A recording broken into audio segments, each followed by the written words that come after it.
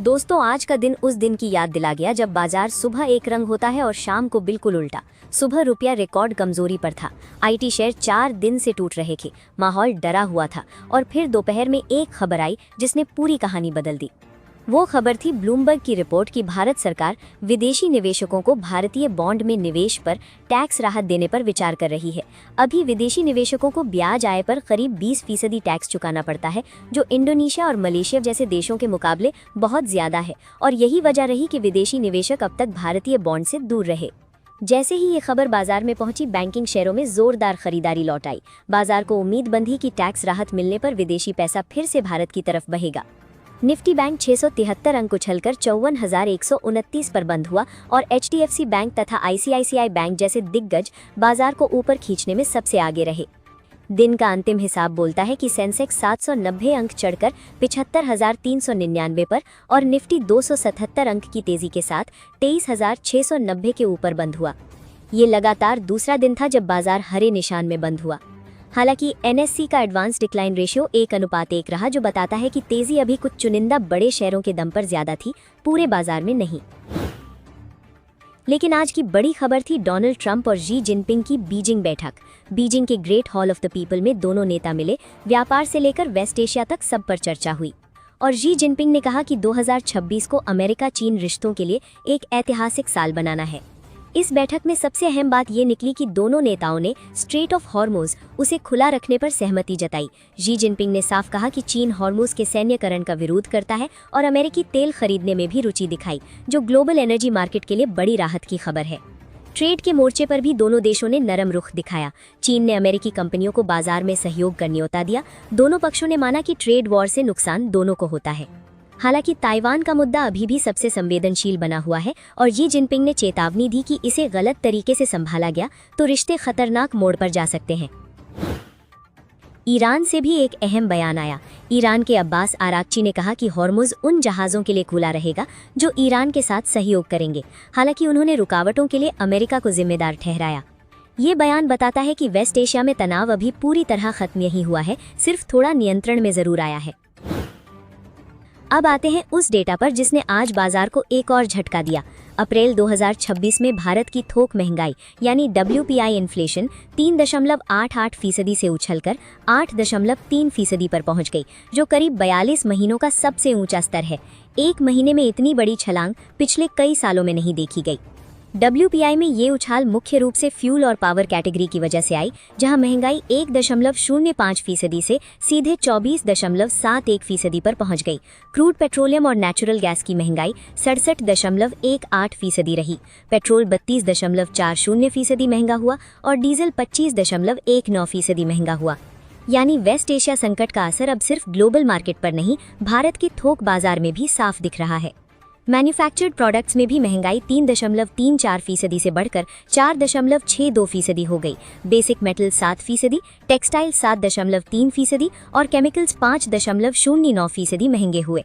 यानी कारखानों की लागत हर तरफ से बढ़ रही है। इसका असर आगे आम आदमी की थाली और जेब दोनों पर पड़ सकता है।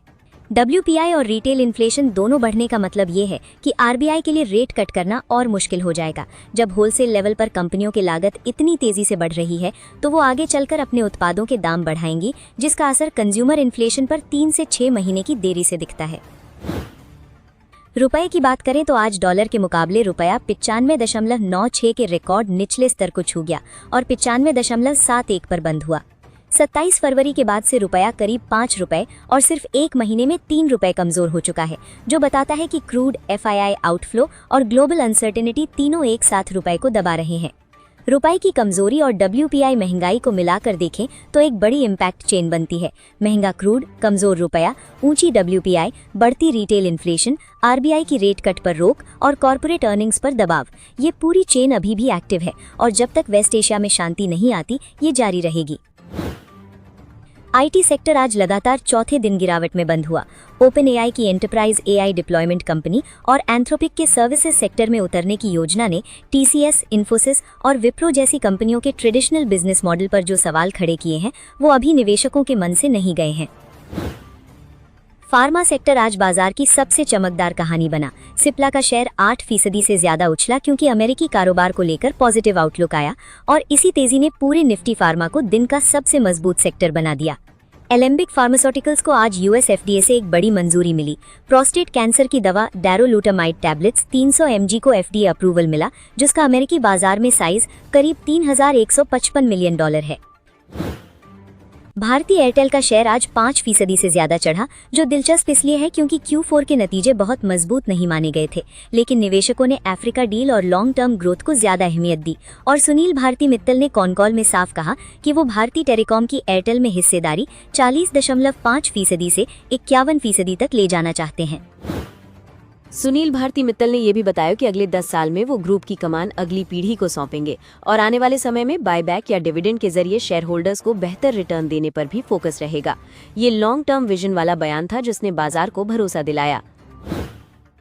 HAL के नतीजों ने आज सबको चौंका दिया। मुनाफा 3,977 करोड़ से बढ़कर 4,196 करोड़ रुपए पहुंचा, जो बाजार के 2,670 करोड़ के अनुमान से करीब 57% ज्यादा था। एबिटा मार्जिन 31.5% रहा, जो अनुमानित 30% से बेहतर है। HAL का ये शानदार प्रदर्शन डिफेंस सेक्टर की मजबूत कहानी बताता है। भारत सरकार का डोमेस्टिक डिफेंस मैन्युफैक्चरिंग पर फोकस और मजबूत ऑर्डर बुक इस कंपनी को आगे भी पॉजिटिव टेरिटरी में रखने वाले हैं। यही वजह है कि बाजार ने इसे बड़े उत्साह से लिया। बालाजी अमीन्स आज बाजार की सबसे बड़ी पॉजिटिव सरप्राइज बनी। शेयर 20% के अपर सर्किट पर लॉक हुआ और रिकॉर्ड हाई 1,623.40 रुपए पर पहुंचा। ये अप्रैल 2015 के बाद शेयर का सबसे बड़ा एक दिनी उछाल था। एबिटा 54% बढ़कर 94 करोड़ रुपए और मार्जिन 16.9% से उछलकर 23.9% हो गया। बालाजी अमीन्स की इस तेजी का असर पूरे अमीन सेक्टर पर पड़ा। एल्काइल अमीन्स केमिकल्स के शेयर भी करीब 12% तक चढ़ गए। ये दिखाता है कि जब किसी नीश स्पेशलिटी केमिकल कंपनी के नतीजे इतने जबरदस्त आते हैं तो पूरा सेक्टर पॉजिटिव हो जाता है। हुडको यानी housing and urban development corporation के Q4 नतीजे भी दमदार रहे। मुनाफा 728 करोड़ से बढ़कर 1,981 करोड़ रुपए यानी लगभग 3 गुना हो गया। NII 961 करोड़ से बढ़कर 1,142 करोड़ पहुंची और साथ में 1.5 रुपए प्रति शेयर फाइनल डिविडेंड का ऐलान भी हुआ। NLC इंडिया ने आज बाजार को खुश कर दिया। Q4 मुनाफा लगभग 3 गुना होकर 1,394 करोड़ रुपए पहुंचा और शेयर 14% से ज्यादा उछल गया। ये उन इन्वेस्टर्स के लिए एक सबक है कि PSU सेक्टर में भी जब फंडामेंटल्स मजबूत होते हैं तो बाजार उसे जरूर पहचानता है। LIC हाउसिंग फाइनेंस का Q4 प्रदर्शन भी अच्छा रहा। मुनाफा 9% बढ़कर 1,497 करोड़ रुपए, नेट इंटरेस्ट मार्जिन 2.69% से सुधरकर 2.80% हुआ और कुल डिस्बर्समेंट 10% बढ़कर 21,019 करोड़ रुपए पहुंचा। बोर्ड ने 10 रुपए प्रति शेयर डिविडेंड यानी 500% डिविडेंड का प्रस्ताव रखा है।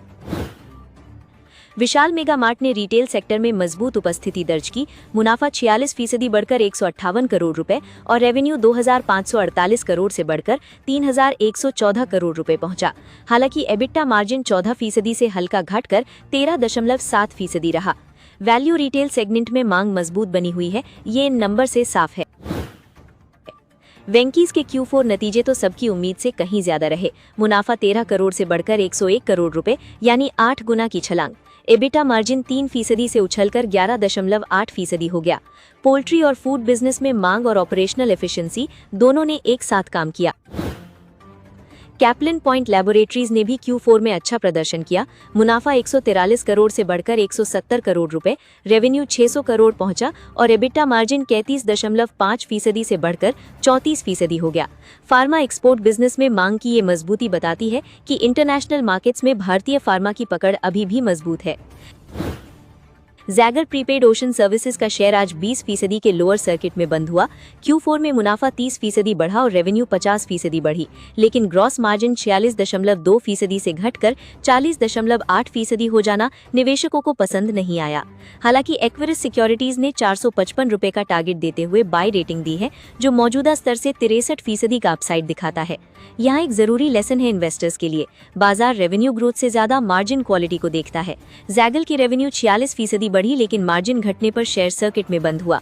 वहीं बालाजी अमीन्स की रेवेन्यू सिर्फ 12% बढ़ी, लेकिन मार्जिन में 700 बेसिस पॉइंट्स का सुधार होने पर अपर सर्किट लगा। केन्स टेक्नोलॉजी का शेयर एक ही दिन में करीब 20% टूट गया क्योंकि कंपनी के Q4 नतीजों में कई कमजोरियां सामने आई। रेवेन्यू बढ़ने के बावजूद नेट प्रॉफिट घट गया, जिससे बाजार को लगा कि कंपनी की कमाई की गुणवत्ता उतनी मजबूत नहीं थी जितनी ऊपर से दिखाई दे रही थी। सबसे बड़ा झटका गाइडेंस मिस से लगा। कंपनी पहले ही अपना टारगेट घटा चुकी थी, लेकिन उसके बाद भी वो अपने ही अनुमान पूरे नहीं कर पाई। बाजार में इसे भरोसे की कमजोरी माना जाता है क्योंकि निवेशक उम्मीद करते हैं कि कंपनी कम से कम अपनी दी हुई गाइडेंस तो पूरी करे। कंपनी का वर्किंग कैपिटल और कैश फ्लो भी निवेशकों की चिंता का बड़ा कारण बना। पैसा तेजी से कैश में वापस नहीं आ रहा और ऑपरेटिंग कैश फ्लो करीब 600 करोड़ रुपए नकारात्मक रहा, यानी कागज पर कमाई दिख रही है लेकिन असली नकदी कंपनी के हाथ में नहीं आ रही। हालात तब और बिगड़ गए जब JP मॉर्गन, JM फाइनेंस और नुवामा जैसे बड़े ब्रोकरेज हाउसेज ने रेटिंग घटाई और टारगेट प्राइस कम कर दिए। जब बड़े संस्थागत खिलाड़ी एक साथ सावधानी दिखाते हैं तो रिटेल इन्वेस्टर्स में घबराहट बढ़ जाती है और शेयर में तेज बिकवाली देखने को मिलती है। अडानी एंटरप्राइजेज में आज करीब 60 लाख शेयरों का 1445 करोड़ रुपए का ब्लॉक डील हुआ और इसके बाद शेयर में 8% की तेजी आई। ब्लॉक डील का मतलब ये नहीं कि कुछ बुरा हो रहा है। कई बार बड़े स्ट्रेटेजिक इन्वेस्टर्स किसी कंपनी में बड़ी होल्डिंग बनाते हैं और यही बात बाजार को पॉजिटिव सिग्नल देती है। LT फूड्स का रेवेन्यू इस तिमाही में करीब 30% बढ़ा, लेकिन बढ़ती लागत की वजह से कंपनी का नेट प्रॉफिट और मार्जिन दबाव में आ गया, यानी बिक्री मजबूत रही लेकिन खर्च बढ़ने से कमाई पर असर पड़ा। हालांकि कंपनी ने ₹1 प्रति शेयर डिविडेंड देकर निवेशकों को थोड़ी राहत जरूर दी। मुथूट फाइनेंस ने इस तिमाही में जबरदस्त प्रदर्शन किया है। कंपनी का मुनाफा 2 गुने से ज्यादा बढ़ गया और नेट इंटरेस्ट इनकम में भी तेज उछाल देखने को मिला, जिसका सबसे बड़ा कारण गोल्ड लोन बिजनेस में तेजी से बढ़ती मांग रही। गोल्ड लोन AUM में आई मजबूत बढ़ोतरी ये दिखाती है कि लोग तेजी से सोने के बदले लोन लेना पसंद कर रहे हैं। कंपनी को भरोसा है कि आने वाले समय में संगठित गोल्ड लोन सेक्टर और तेजी से बढ़ सकता है क्योंकि ग्राहकों का भरोसा लगातार मजबूत हो रहा है। अपोलो टायर्स ने मार्च तिमाही में शानदार प्रदर्शन किया है, जहां कंपनी का मुनाफा करीब 3 गुना बढ़ गया। रेवेन्यू, एबिटडा और मार्जिन में मजबूती के साथ कंपनी ने ₹2.5 प्रति शेयर डिविडेंड भी घोषित किया है, जिससे निवेशकों का भरोसा बढ़ा है। दिलीप बिल्डकॉन के Q4 नतीजे बाजार की उम्मीदों से कमजोर रहे और कंपनी का मुनाफा करीब 64% गिर गया। रेवेन्यू और मार्जिन पर दबाव के साथ पिछले साल मिले एक मुश्त एसेट सेल के फायदे की कमी भी इस बार नतीजों को कमजोर दिखाने की बड़ी वजह रही।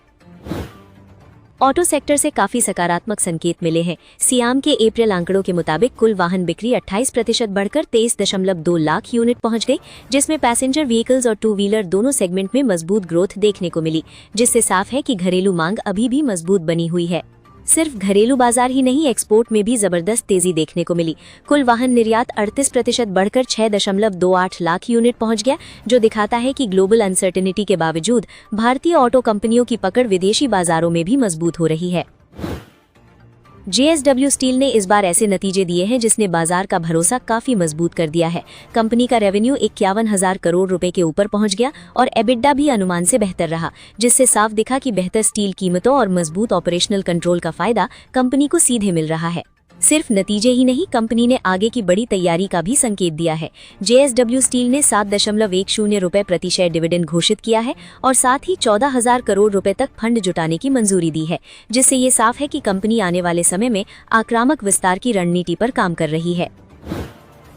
पटेल इंजीनियरिंग के नतीजे पहली नजर में थोड़े मिले जुले दिखे क्योंकि रेवेन्यू और एबिटडा में गिरावट रही, लेकिन दिलचस्प बात ये रही कि कंपनी का नेट प्रॉफिट 100% से ज्यादा उछल गया, जो बताता है कि कंपनी अब सिर्फ कारोबार बढ़ाने नहीं बल्कि मुनाफा सुधारने पर भी फोकस कर रही है।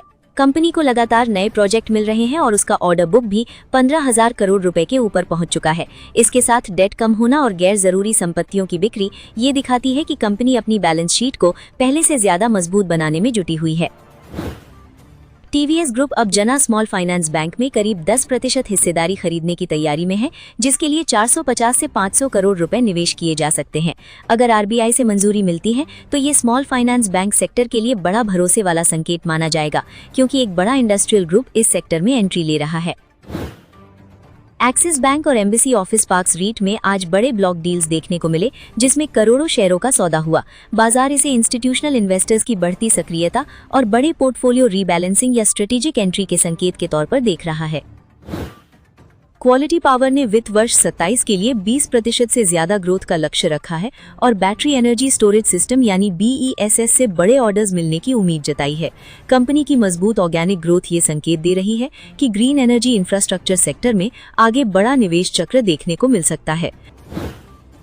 तिलक नगर इंडस्ट्रीज की सहयोगी कंपनी प्राग ड्रैगी को आंध्र प्रदेश में प्रोडक्शन शुरू करने की मंजूरी मिल गई है।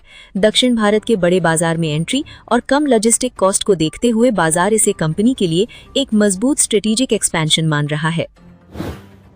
क्लीन साइंस एंड टेक्नोलॉजी के Q4 नतीजे कमजोर रहे, जहां रेवेन्यू और प्रॉफिट दोनों में गिरावट देखने को मिली। हालांकि एबिडा मार्जिन अभी भी मजबूत बना हुआ है और कंपनी ने 4 रुपये डिविडेंड का ऐलान किया है, लेकिन स्पेशलिटी केमिकल सेक्टर में मांग की कमजोरी अभी चिंता बनी हुई है। चंबल फर्टिलाइजर्स ने इस तिमाही में उम्मीद से बेहतर प्रदर्शन किया है, जहां एबिडा और मुनाफे दोनों में मजबूत बढ़ोतरी देखने को मिली है। कंपनी ने 6 रुपये प्रति शेयर डिविडेंड भी घोषित किया है, जिससे निवेशकों का भरोसा और मजबूत हुआ है। SEPC फर्लोंग जेवी को उत्तर प्रदेश में 521 करोड़ रुपए का बड़ा रोड प्रोजेक्ट मिला है, जिसे कंपनी के लिए अहम ऑर्डर माना जा रहा है। सरकार के बढ़ते इंफ्रास्ट्रक्चर खर्च के बीच ऐसे प्रोजेक्ट्स आगे भी इस सेक्टर की कंपनियों को मजबूत ग्रोथ दे सकते हैं। IRFC के Q4 नतीजे स्थिर रहे और कंपनी का मुनाफा लगभग पिछले साल के स्तर पर ही बना रहा, लेकिन नेट इंटरेस्ट इनकम और नेट इंटरेस्ट मार्जिन में अच्छी बढ़ोतरी देखने को मिली। इससे साफ है कि रेलवे फाइनेंसिंग बिजनेस अभी भी मजबूत बना हुआ है और रेलवे इंफ्रास्ट्रक्चर में बढ़ते निवेश का फायदा कंपनी को आगे भी मिल सकता है। दूसरी तरफ सारेगामा इंडिया ने शानदार प्रदर्शन किया है, जहां मुनाफा, रेवेन्यू और एबिडा तीनों में मजबूत बढ़ोतरी देखने को मिली। खास बात ये रही कि एबिडा मार्जिन 42% के ऊपर पहुंच गया, जो दिखाता है कि कंपनी अपने कंटेंट और डिजिटल प्लेटफॉर्म से पहले के मुकाबले ज्यादा बेहतर कमाई निकाल रही है। टाटा मोटर्स का मार्च तिमाही रेवेन्यू बढ़कर 1.05 लाख करोड़ रुपए पहुंच गया, लेकिन बढ़ती लागत और ग्लोबल दबाव की वजह से कंपनी का नेट प्रॉफिट करीब 32% गिर गया। इसके बावजूद कंपनी ने 3 रुपये प्रति शेयर डिविडेंड घोषित किया है, जिससे निवेशकों को कुछ राहत मिली है। पैसेंजर व्हीकल और EV बिजनेस में कंपनी की पकड़ मजबूत बनी हुई है। टाटा मोटर्स ने रिकॉर्ड बिक्री दर्ज की और EV सेगमेंट में 43% की शानदार ग्रोथ दिखाई। हालांकि JLR बिजनेस पर चीन की कमजोरी और जैगवार ट्रांजिशन का असर देखने को मिला। एयर इंडिया को वित्त वर्ष 2025-26 में करीब 2.8 अरब डॉलर का भारी घाटा हुआ है, जो टाटा ग्रुप द्वारा अधिग्रहण के बाद अब तक का सबसे बड़ा नुकसान माना जा रहा है। ये जानकारी सिंगापुर एयरलाइंस की वार्षिक रिपोर्ट से सामने आई है, जिससे साफ है कि एयरलाइन अभी भी बड़े बदलाव और लागत दबाव के दौर से गुजर रही है। लगातार बढ़ते खर्च, विमान विस्तार, संचालन सुधार और ग्लोबल एविएशन चुनौतियों का असर कंपनी की कमाई पर पड़ा है। हालांकि टाटा ग्रुप लंबे समय के लिए एयर इंडिया को मजबूत ग्लोबल एयरलाइन बनाने की रणनीति पर काम कर रहा है, लेकिन फिलहाल टर्न अराउंड का रास्ता आसान नहीं दिख रहा। अगर ये वीडियो आपके काम आई तो लाइक जरूर करें, चैनल सब्सक्राइब करें और बेल आइकॉन दबाएं ताकि कल की पूरी बाजार की कहानी सबसे पहले आप तक पहुंचे। मिलते हैं कल नई खबरों के साथ।